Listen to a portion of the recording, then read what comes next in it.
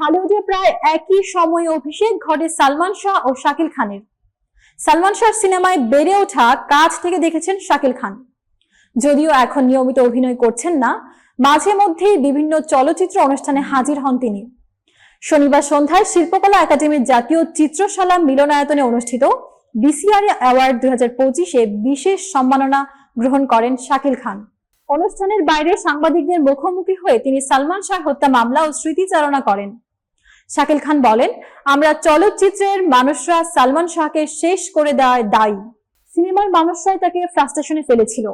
বিভিন্ন সমিতি ও পরিচালক তাকে বয়কট করেছিল। সত্যের বিচার হবে, আইন বলে দেবে তার সঙ্গে কি হয়েছিল। নিজের প্রসঙ্গে শাকিল খান বলেন, সিনেমার কারণে দর্শকদের কাছে এখনো আমি শাকিল খান। সিনেমা করতে চাই, তবে সুস্থ ধারায়। বর্তমানে ভালো ছবি পাওয়া যাচ্ছে না। 90-এর দশকে আমরা বহু ব্যবসা সফল সিনেমা দিয়েও সুপারস্টার হইনি। এখন একটি রিলিজ করলে সুপারস্টার, সব সহজ হয়ে গেছে।